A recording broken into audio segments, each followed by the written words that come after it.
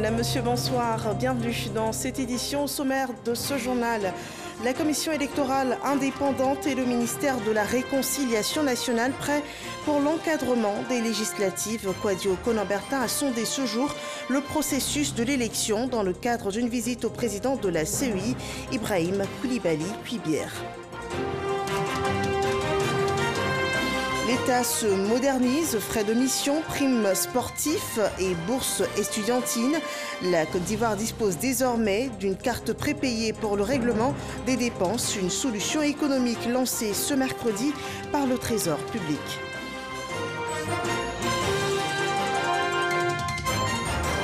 Et hors de nos frontières, un violent séisme de magnitude 7,5, revisé à 7,7, a ébranlé ce mercredi la région des îles Loyauté et de la Nouvelle-Calédonie dans le Pacifique. L'épicentre de ce séisme a été localisé au sud-est de l'archipel des îles Loyauté. Bienvenue dans ce 23h. Le processus électoral des législatives est sondé par le ministre de la Réconciliation nationale. Le président de la commission électorale indépendante dit être prêt à mener à bien sa mission qui consiste à gérer ce qui est susceptible d'affecter ou de consolider la paix. On fait le point de cette rencontre avec Éric Corré. Voici le ministre de la Réconciliation nationale dans les locaux de la commission électorale indépendante à quelques semaines des législatives. Kouadio Konan-Bertin est allé au cœur de cette institution pour prendre des nouvelles. Le ministre de la Réconciliation nationale entend passer en revue toutes les institutions de la République pour bénéficier de leurs conseils qui vont lui permettre d'accomplir sa mission avec brio. Nous sommes à la veille du scrutin des députés. Il m'est apparu donc nécessaire de rendre une visite de courtoisie à la CEI, à son président, pour regarder ensemble tout ce qui est mis pour nous amener à des élections apaisées, de sorte que nous donnions définitivement dos aux troubles et que désormais place soit faite au travail, au développement de la Côte d'Ivoire. À son tour, le président de la commission électorale indépendante en a profité pour remettre des documents qui vont aider le ministre dans sa tâche. Je voudrais donc à l'occasion de la visite de monsieur le ministre, mon cher frère, ici présent, profiter de cette occasion pour lui remettre les documents qui commandent à l'exécution de notre mission. Il s'agit là du code électoral, que voici, monsieur le ministre, de la loi portant organisation de la commission électorale indépendante, et puis de la Constitution, qui est la loi fondamentale de notre pays. Selon Kouadio Konan-Bertin, la réconciliation nationale doit être l'affaire de tous. Voilà, et pour la paix, il faut conjuguer les efforts. Les organisations de la société civile adoptent un code de bonne conduite et d'éthique. C'est un ensemble de règles qui régulent leur action durant leur tâche d'observation des scrutins électoraux. Sidonie Davila.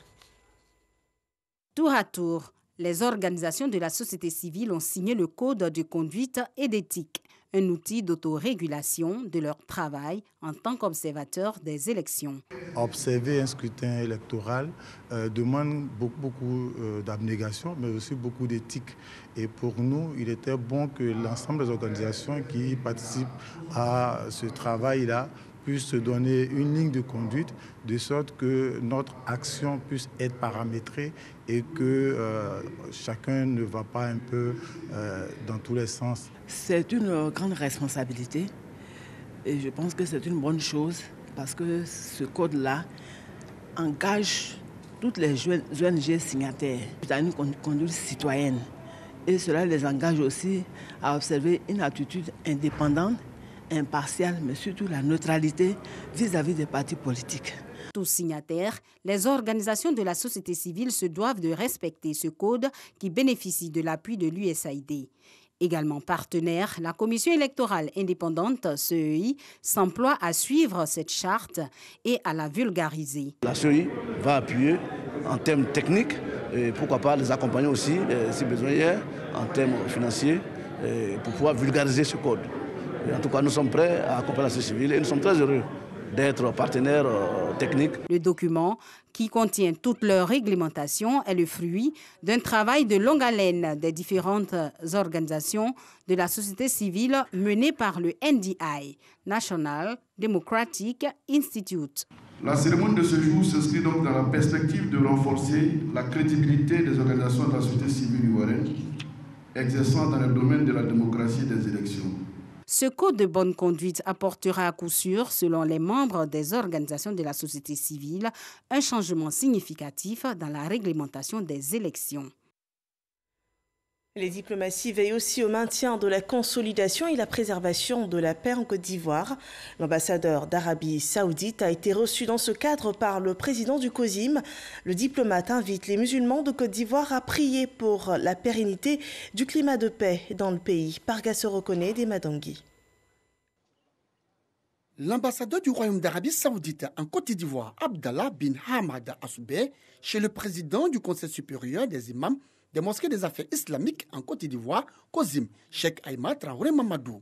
Leurs échanges ont essentiellement porté sur la consolidation et la préservation de la paix et l'importance de la promotion d'un islam tolérant et modéré. C'était au cabinet du guide suprême de la communauté musulmane de Côte d'Ivoire à Cocody, à Guin. Il y a eu un accord signé entre les deux États, État saoudien et État de la République de Côte d'Ivoire. C'est un début de plusieurs accords qui sera signé. Il y aura un accord culturel qui concerne les musulmans. Nous allons œuvrer pour ça, pour promouvoir l'islam, l'islam modéré, l'islam tolérant, l'islam contre le terrorisme et extrémisme. En retour, Cheikh Aïma Traoré Mamadou a tenu à traduire toute la gratitude de la communauté musulmane de Côte d'Ivoire aux diplomates saoudiens. Ils nous ont donné déjà la position de l'Arabie Saoudite qui a fait l'objet de négociations avec l'État ivoirien.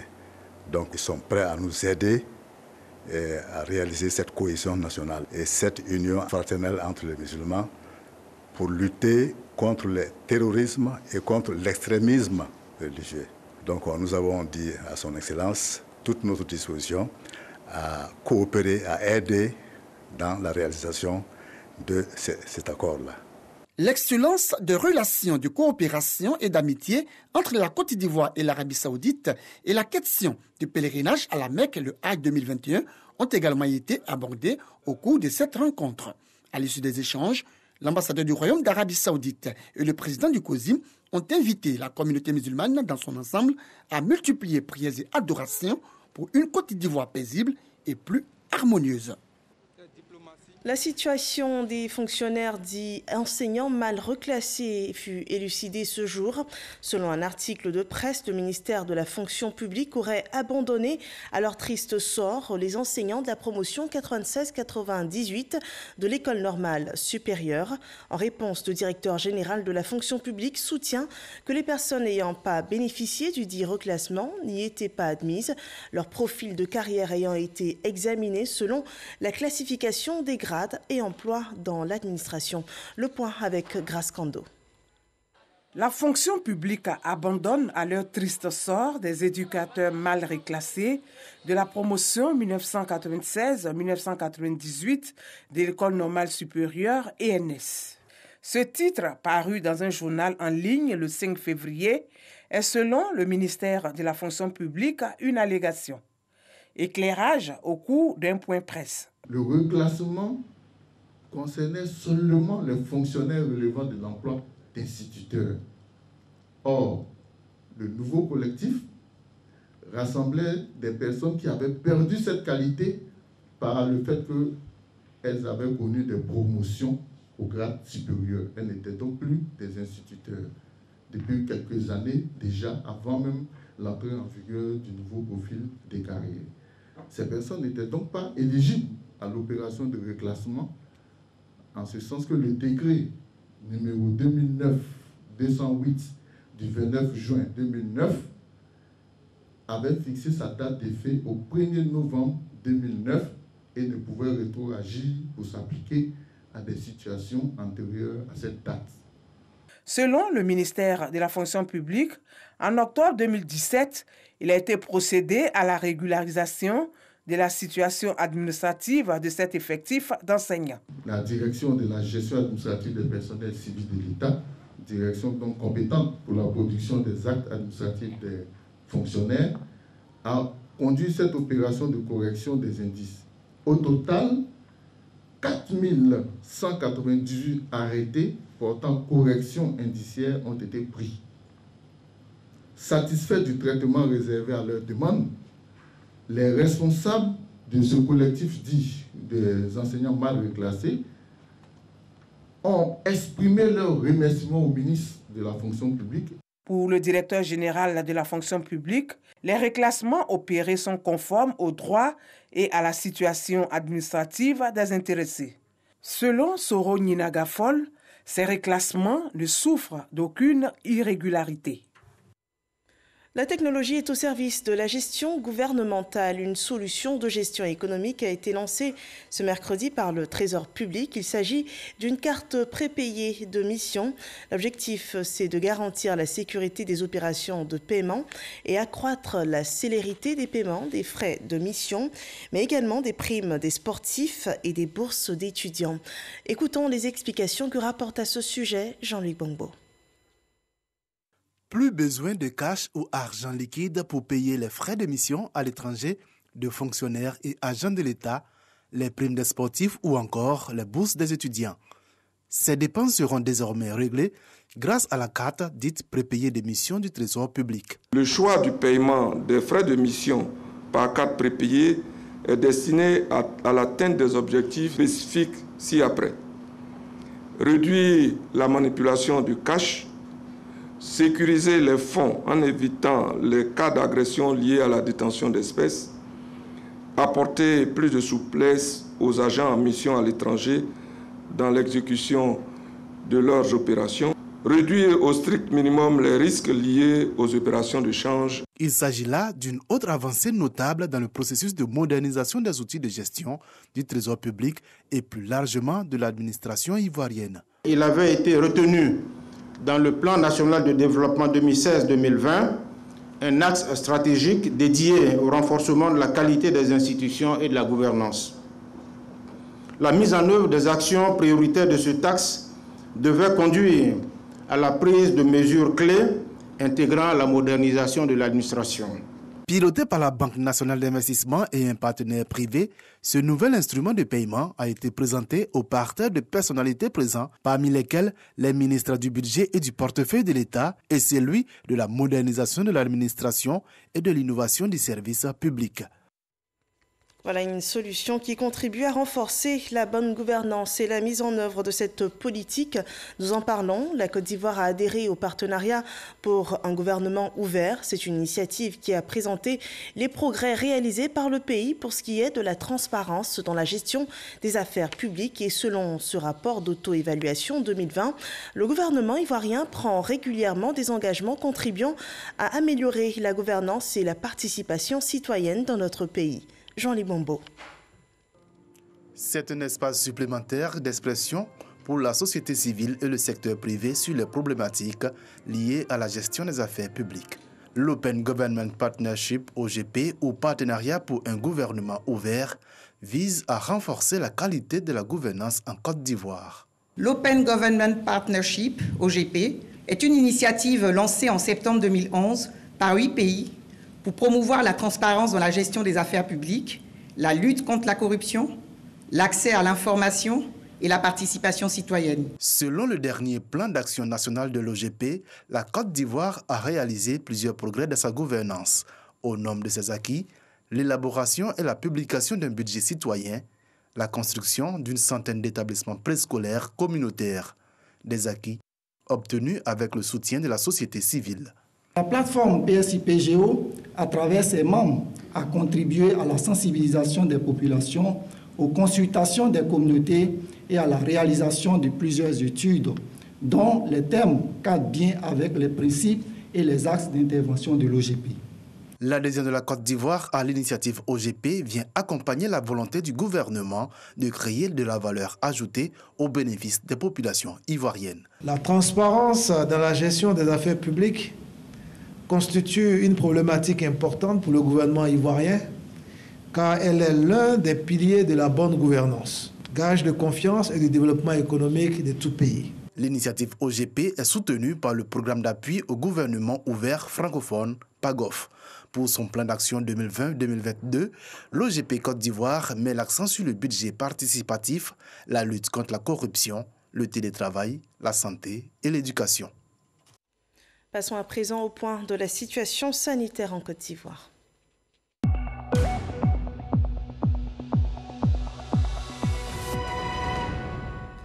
Le point publié ce jour par le ministère de la Santé et de l'Hygiène publique présente 166 nouveaux cas de Covid-19 sur 3187 échantillons prélevés, soit un taux de positivité de 5,2%. 296 nouvelles guérisons et 4 décès sont annoncés ce 10 février. À cette date, le ministère de la Santé et de l'Hygiène publique totalise 30 240 cas confirmés détectés sur le sol ivoirien. 28 320 ces personnes ont pu être guéries, 169 autres en sont décédées, 1751 cas restent encore actifs. L'appel au respect des gestes barrières reste toujours en vigueur. Et la réponse de l'Europe pour venir à bout de cette nouvelle vague de contamination. L'Union européenne dit vouloir renforcer sa production de vaccins anti-Covid. La Commission, qui a négocié les précommandes au nom des 27 pays de l'UE, est visée par un feu nourri de critiques à la suite d'importants retards de livraison des 3 premiers vaccins autorisés de l'UE en raison des difficultés liées aux sites de production en Europe. Et selon des statistiques, seuls 3% des Européens ont été vaccinés jusqu'à présent. La présidente de la Commission européenne, face au Parlement européen à Bruxelles, a expliqué ce jour que la production de masse a été sous-estimée car éclipsée par le développement express des vaccins. En Côte d'Ivoire, dans l'enseignement supérieur, le contrat de désendettement et de développement profite aux étudiants. 4 salles numériques ont été inaugurées ce mercredi à l'université de Cocody par le ministre de tutelle, Adama Diawara. Ces espaces numériques permettront aux étudiants un accès aux ressources documentaires et pédagogiques. Sefoura Zegui. Bonne nouvelle pour les étudiants et enseignants de l'université Félix Houphouët-Boigny de Cocody.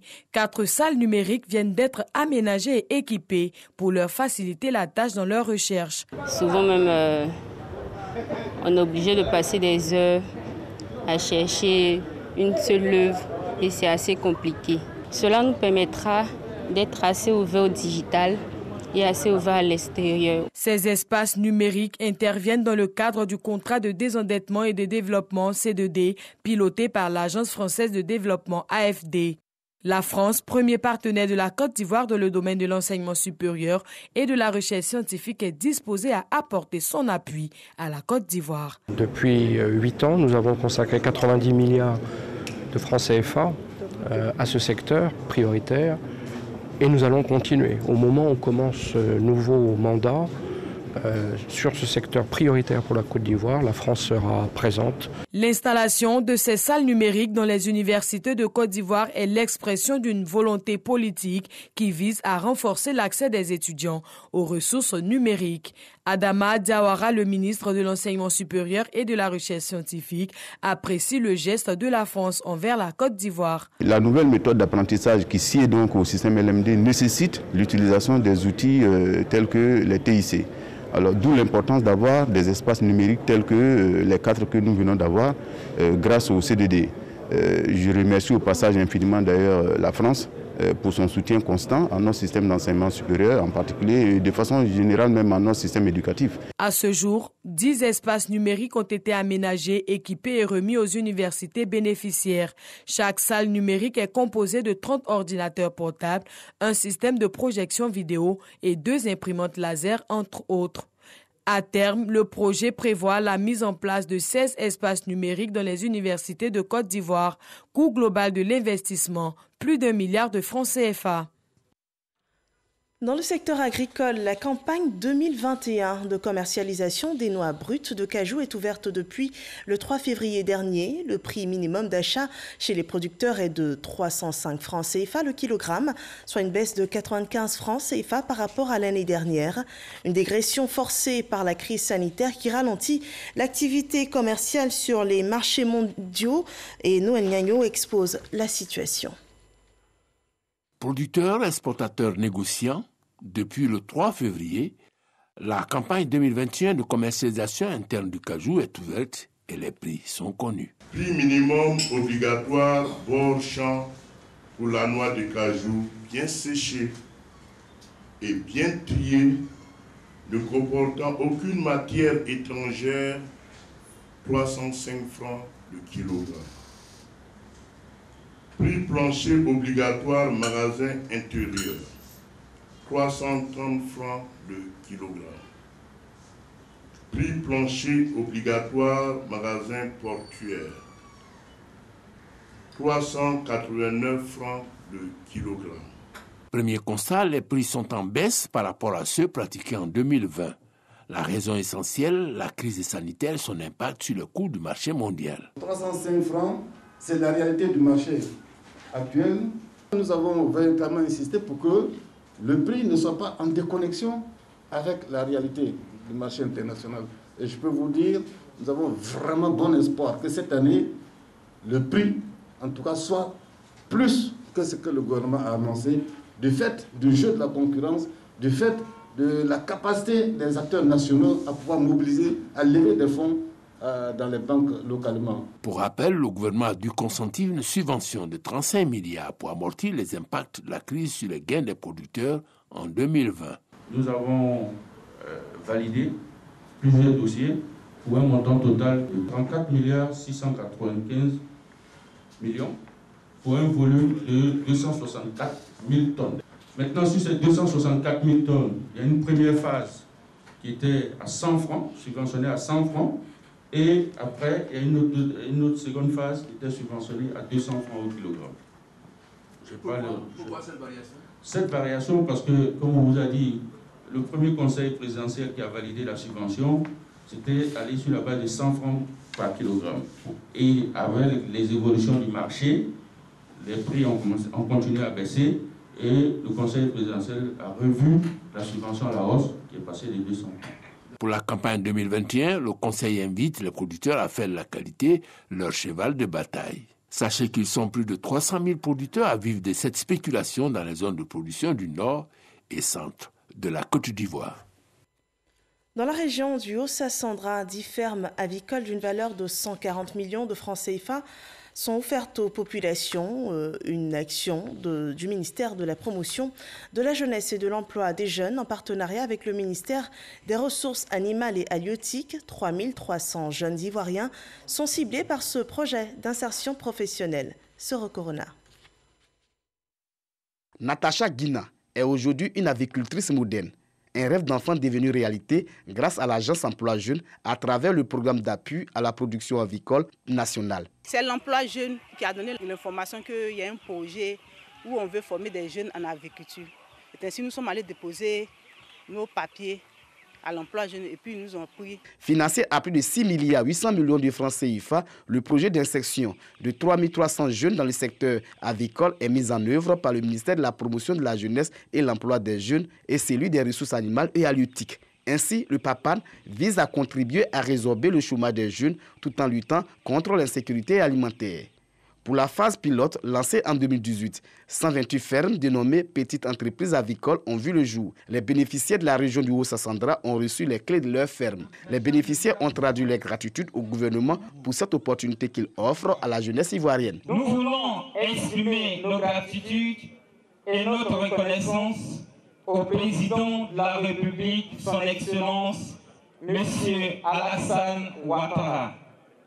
Ce grand homme soucieux de l'avenir de sa jeunesse qu'il souhaite active et épanouie. Ces futurs chefs d'entreprise exhortent les jeunes à croire aux chances que propose le ministère de la Promotion de la Jeunesse et de l'Emploi des Jeunes. Je veux dire à mes frères de croire au président, de croire à sa structure emploi jeune, dès qu'il lance un appel de travail, que les jeunes accourent, de ne pas rester, dire que c'est du faux. Vraiment, voici ça a payé pour moi. Pour la région du Haut-Sassandra, ce sont 114 millions de francs CFA investis pour créer 10 fermes avicoles. Des fermes qui vont générer à terme 60 emplois, dont 30 directs. Le nouveau plan national de numérotation est en vigueur depuis le 31 janvier dernier en Côte d'Ivoire. Les numéros de téléphone, mobiles et fixes, sont passés de 8 à 10 chiffres. Un grand changement pour les populations. 11 jours après, celles des zones rurales ont encore un peu de mal à s'adapter à cette nouvelle numérotation. Le reportage à Méagui, dans la région de la Nawa, c'est un constat de Jean-Marc Djadji. Progrès-Agui, dans la sous-préfecture de Méagui, région de la Nawa. Dans ce village de plus de 1000 habitants, les populations sont informées comme tous les citoyens du pays du basculement des numéros de téléphone de 8 à 10 chiffres. Inscrits dans les 3 opérateurs télécoms, les abonnés du village de Progrès-Agui posent leurs préoccupations. Notre parent vieil là, il ne peut pas maîtriser. Nous aussi même là, si tu ne vas pas fréquenter même là, on ne peut pas. Le seul problème des numéros que j'ai ajouté, si c'est tactile, c'est un peu facile. Parce que quand tu as fini de lancer, les numéros là, ça enregistre. Mais les petits portables là, il y a toujours problème. Il y a une tante même à la maison, depuis avant qu'elle voulait appeler quelqu'un, bon, ça le fatigue. Avant même, je dis qu'ils ont, parce qu'ils ont ajouté des chiffres. Comme c'est le début, quand on lance, il y a un message qui nous dit qu'il faut ajouter le 05 avant les autres chiffres, il faut ajouter le 07 avant les autres chiffres, il faut ajouter le 01 avant les autres chiffres. Mais néanmoins, l'appel passe. À Méagui commune, Aristide est gérant d'une cabine téléphonique. À l'instar de ses collègues, il a souvent maille à partir avec ses clients depuis le basculement des numéros de téléphone à 10 chiffres. Il vient citer son numéro, au lieu de 8 chiffres, il cite jusqu'à 10 chiffres. Bon, à la fin, beaucoup qui se trompent, les 10 chiffres là, si on peut composer moins 8 chiffres, et puis en lançant le numéro, ça sort directement les 10 chiffres, ça va nous arranger. Les coopératives agricoles opérant dans cette zone boucle du cacao font des observations. Actuellement, ça perturbe un peu notre activité de commercialisation de cacao. Parce que auparavant, les délégués et les producteurs arrivaient à joindre facilement la direction pour qu'on puisse récupérer les stocks dans les différentes sections.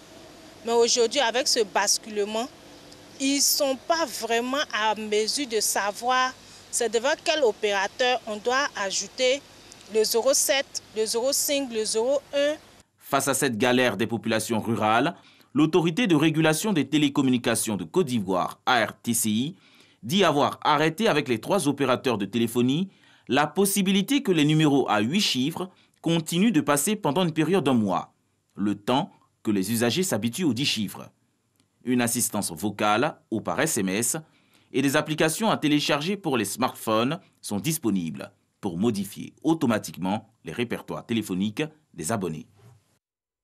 La Côte d'Ivoire, qui est passée à une numérotation de 10 chiffres, est en pleine campagne diplomatique pour l'élection à la présidence de la CAF. Le pays présente la candidature de Jacques Anouma et sollicite le soutien des pays africains. Au nom du chef de l'État, Alassane Ouattara, le ministre Albert François Amicha a échangé avec les présidents guinéens et sénégalais. Walter Amadou Ouattara. Le ministre François Albert Amicha au palais présidentiel du Sénégal. Il est porteur d'un message du président Alassane Ouattara à son homologue Macky Sall. Une sollicitation du soutien de ce pays ami à Jacques Bernard Anouma, candidat à la présidence de la CAF, Confédération africaine de football. Le ministre Albert Amicha évoque la question d'une candidature unique de la sous-région à ce poste de président du football africain. Sur les conseils de M. le Président de la République, M. Macky Sall, que les 2 candidats, qui sont les forces vives de l'Afrique de l'Ouest, puissent se rencontrer et continuer le dialogue qu'ils ont commencé à Abidjan par la visite d'une forte délégation du Sénégal. Le président de la République nous a fait savoir que l'intérêt général de l'Afrique de l'Ouest doit prévaloir, que chacun a des... C'est normal que chacun veuille ce poste de président, mais ce qui est important, c'est que l'Afrique de l'Ouest est le président de la prochaine CAF. Après Dakar, c'est le palais Toureya de Conakry qui accueille le ministre de la Ville, François Albert Amicha, et sa délégation. Au président Alpha Condé, il a transmis fidèlement le message de demande de soutien à la candidature de l'Ivoirien Jacques-Bernard Daniel Anouma. La partie guinéenne a rassuré les autorités ivoiriennes. Candidat de la Côte d'Ivoire, et heureusement, nous le connaissons, il a beaucoup fait dans le football de la Côte d'Ivoire, et le ministre même qui vient de conduire la délégation est un ancien ministre des Sports. Donc nous nous connaissons, nous sommes sûrs que le président Alpha Condé sera attentif et nous allons lui expliquer les raisons peut-être de soutenir le candidat. Mais le dernier mot revient toujours au chef de l'État, le professeur Alpha Condé. Cette mission de promotion du candidat Jacques Anouma, portée par le gouvernement ivoirien, se poursuit. Après le Sénégal et la Guinée, cap sera mis sur la Gambie, le Libéria, la Sierra Leone ainsi que le Cap Vert. En Nouvelle-Calédonie, un séisme de magnitude 7,7 a été enregistré dans le Pacifique. Le tremblement de terre a déclenché une alerte tsunami. L'épicentre du séisme a été localisé à environ 400 km au sud-est de l'archipel des îles Loyauté. Et par prudence en Nouvelle-Zélande, les autorités ont demandé à la population vivant le long de la côte nord du pays de s'éloigner du littoral, notant que la région englobant la Nouvelle-Calédonie et le Vanuatu voisin fait partie de la ceinture de feu du Pacifique, l'une des zones d'activité sismique les plus intenses de la planète. Ce journal est terminé. Merci de nous avoir suivis. Je vous retrouve demain dès 10h pour d'autres nouvelles d'ici et du monde sur RTI 1. Bonsoir chez vous.